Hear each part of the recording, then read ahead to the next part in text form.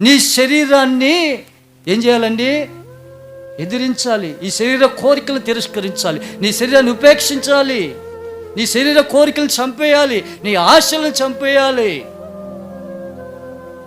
ఈలో పుడుతున్న ఏ యొక్క ఆలోచన చంపాలి. నువ్వు మంచి ఆలోచన కలిగి నడుచుకోవాలి. దేవుని యందు క్రియలు బాగుండాలి.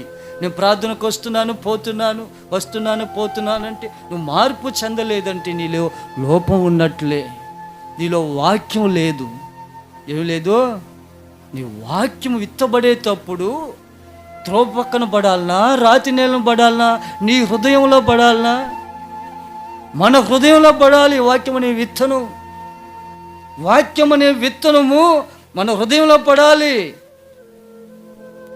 మోషే పరిచర్య కాలంలో, బిడ్డలారా ఈ మాట వినండి, ముగిస్తాను. మోషే చేస్తున్న పరిచర్య కాలంలో సంఘ బిడ్డలే ఎదురు తిరిగారు. దేవుని కోపాగ్ని వారి మీదకి దిగి వచ్చినప్పుడు ఎన్ని వేల మంది చనిపోయారండి. భక్తుడేమో కొండ మీద ఉన్నాడు ఉపవాస ప్రార్థనలో. దేవుడి దగ్గర ఆజ్ఞలు పొందుకొని కిందకి వచ్చేసరికి ఏం చేసి వీరు చిందులు వేస్తున్నారండి. విగ్రహాన్ని దూడం చేసుకుని చిందులు వేస్తూ వీళ్ళు ఇష్టానుసారంగా లోకాన్ని పూజిస్తున్నారు, ఈ లోక దేవతని. పైనుంచి రాగానే ఏం దిగి వచ్చింది? తీర్పు దిగి వచ్చింది. దేవుడు వారితో మాట్లాడినప్పుడు మోషే లోబడిన బిడ్డలకు చేతికి కత్తులు ఇచ్చి వారిని దాడి చేస్తే 3,000 మంది చనిపోయారు. ఆ 3,000 మందిని వదిలేశాడా? 3,000 మంది చనిపోతే ఇంకా కొంతమంది బిడ్డలు లైన్లో ఉంటే దేవుని స్వరానికి అడ్డుగా నిలబడ్డాడండి. చప్పట్లు కొడదామా? హల్లెలూయా! దేవుని స్వరానికి అడ్డుగా నిలబడ్డాడు సేవకుడు. నీ కోపాగ్ని ఈ 3,000 మంది కాదు, మిగతా ఉన్న 6 లక్షల మంది జనము ఎవరు నిలబడలేరు, నీతిమంతులు కాదు. నువ్వు క్షమించయ్యా. వీరి శవాల మీద నేనేం పరిచర్య చేసేది? వీరు చనిపోతే నాకు ఎలా సంతోషంగా ఉంటుందయ్యా? పొరపాటు చేశారు వారు. ఇంతగా వారి మీదకి నీ తీర్పు దిగొస్తుందని నేను అనుకోలేదయ్యా, లక్ష్యపడ్డలేదయ్యా. వారిలో ఆ గురిగింజ నాటబడిందయ్యా. ఆ గురుగులు తీయడానికి ఆ అవకాశం ప్రభు అని ఆ స్వరానికి ఎదురు నిలబడ్డాడండి దైవ సేవకుడు. ఈరోజు వాక్యం అనే విత్తనం విత్తేటప్పుడు వాక్యానికి ఎదురు నిలబడుతున్నావా? బండ సందుల్లో ఎగురున పావురమా, పేటలోని ఎగురుతున్న పావురం, పరిశుద్ధాత్మ పావురం ఎగురుతున్నప్పుడు ఆ పరిశుద్ధాత్మకి నువ్వు నీ హృదయాన్ని అప్పగిస్తున్నావా? జారిపోతున్నావా? ప్రియమైన సహోదరి సహోదరుడా, వాక్యం విత్తేటప్పుడు వాక్యానికి ఎదురుగా నిలబడలేకపోతున్నావే. ఈ వారం చెప్పే వాక్యం నెక్స్ట్ వారం అడిగితే ఎందుకు మర్చిపోతున్నావు? వాక్యం నాకు కాదే చెప్పేదని ఈ చెవితో నీ చెవితే వదిలేస్తున్నావా? వాక్యానికి తప్పించుకుంటున్నావా? వాక్యం నేను హెచ్చరించేటప్పుడు, నేను శిక్షించేటప్పుడు, నేను గద్దించేటప్పుడు ఆ సత్య వాక్యమునకు లోబడి నువ్వు విధేయత చూపితే నీ మనసులో తెచ్చిపెట్టిన చెడు ఆలోచన ఆ వాక్యము తీసేస్తుంది. ఆమేనంటారా? జాగ్రత్త ప్రియమైన సహోదరి సహోదరుడా,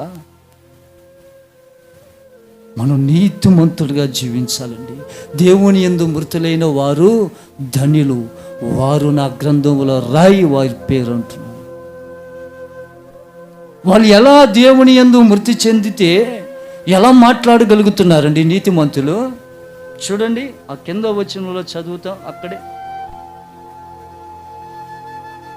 మృతులు ధన్యులని రాయమని పరలోకం నుండి ఒక స్వరము చెప్పగా వింటిని. నిజమే, వారు తమ ప్రయాసములు మాని విశ్రాంతి పొందుదురు, వారి క్రియలు వారి వెంట పోవునని ఆత్మ చెప్పుచున్నాడు. ఆమేన్.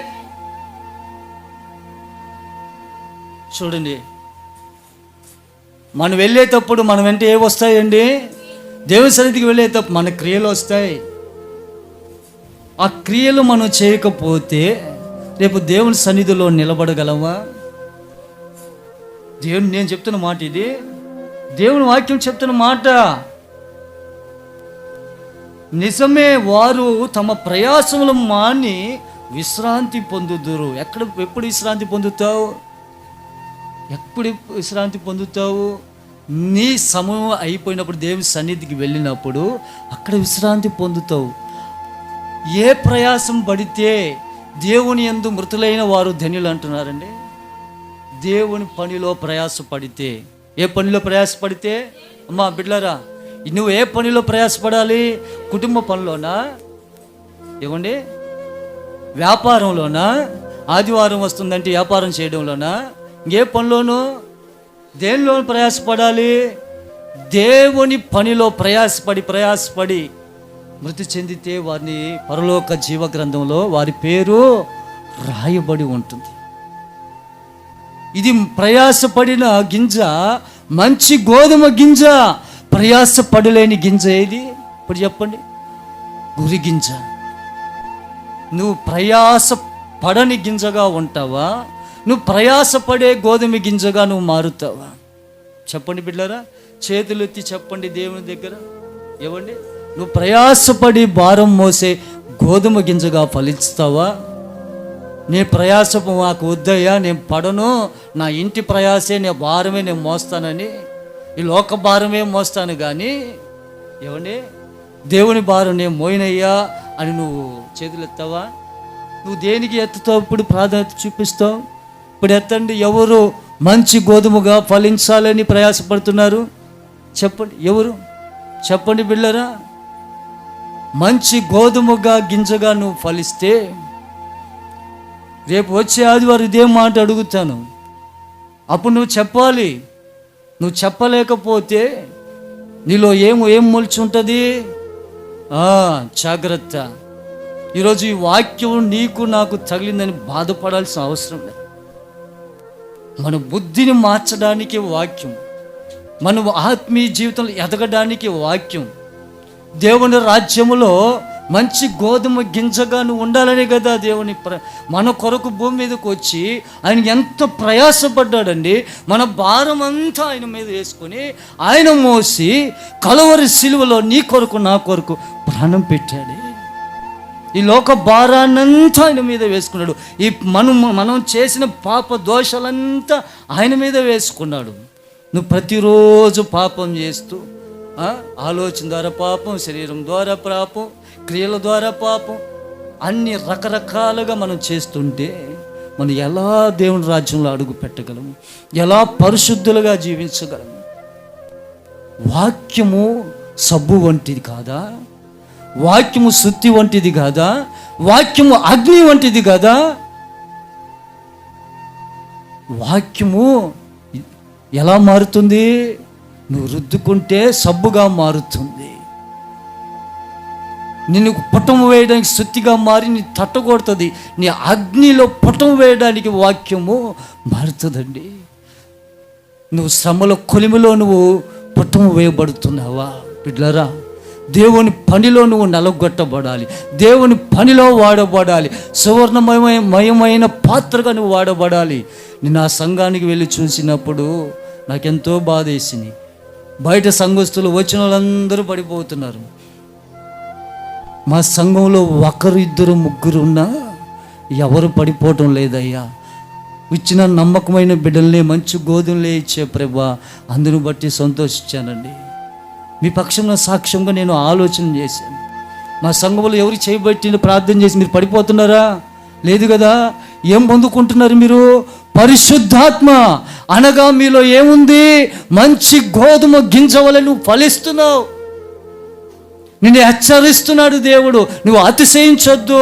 నువ్వు అతిశయించావంటే, నువ్వు నిలబడి ఉన్నావని తలంచావంటే పడిపోతావు. ఎక్కడైతే నీ సాక్ష్యం గొప్ప చేయబడు అక్కడే నువ్వు తగ్గించుకొని ఇంకా నువ్వు పరిచర్లో ఎదగాలి, ఫలించాలి.